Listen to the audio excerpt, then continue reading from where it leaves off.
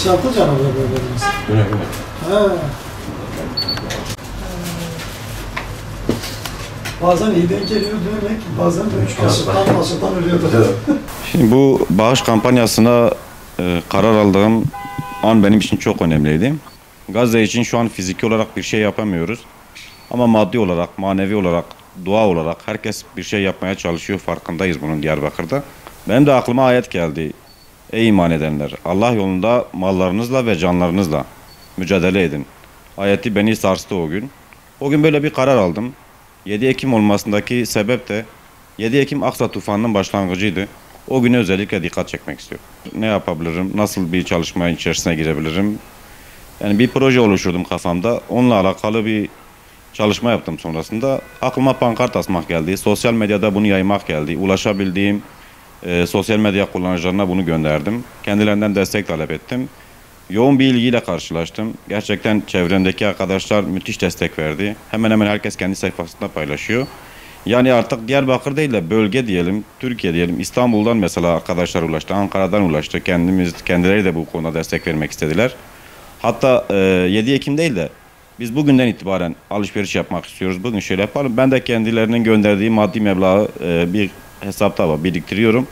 O günün cirosuna ekleyip o günün gelirini Gazze'ye bağışlamak istiyoruz. Bugünün değil. O gün ciddi bir karla inşallah Gazze'deki kardeşlerimize bu meblağı göndereceğiz. Tabii ki buradaki gayemiz maddi açıdan kazanç değil. İnanıyorum ki Diyarbakır'da, bölgemizde, hatta dünyada birçok insan maddi olarak Gazze'ye yardımda bulunuyor. Gayemiz Diyarbakır'da bir farkındalık oluşturmak. Muhtemelen esnaf olarak ilk olarak biz başlattık bunu. Bunun Diyarbakır'daki bütün esnaflara hınca hınç yayılmasını talep ediyoruz. Hani şöyle söyleyeyim, biz pankarta astığımız günden beri sosyal medyadan bu kampanyamızı yazdığımız, paylaştığımız günden beri içeriye giren 2 müşteriden biri abi çok güzel olmuş, bu pankart abi şöyle dikkatimizi çekti, onun için geldik. Bununla alakalı tanıdığımız tanımadığımız bazı sosyal medya hesaplarında dükkanımız kapalıyken bile, daraba kapalıyken fotoğraf çekilip sosyal medyada paylaşılıyor. Biz de bunları tabii etiketleyip paylaşıyoruz.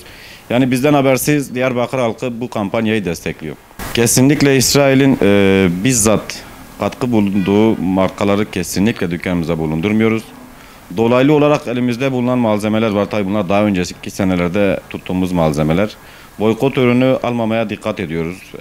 Gelen müşterilerimize boykot ürünlerinin alternatifini aynı kalitede, bir alt kalite, daha üst kalite markaları bulundurup bu şekilde hizmet vermeye devam ediyoruz tabii. Tabii ki biz bunun maddi karşılığını insanlardan, manevi karşılığını da yani biricik yaratıcıdan bekliyoruz ki onun da etkisini görüyoruz kesinlikle. Beni arayan esnaf arkadaşlarım oldu. Hani biz de böyle bir şey yaparız diye.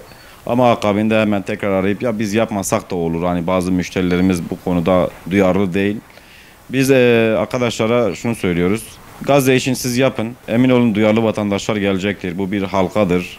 Yani karınca misali. Ağzımıza aldığımız suyun bir kıymet harbiyesi yok ama emin olun safınızın nerede olduğu netleşecektir ve bu da gerçekten önemli bir şey yani.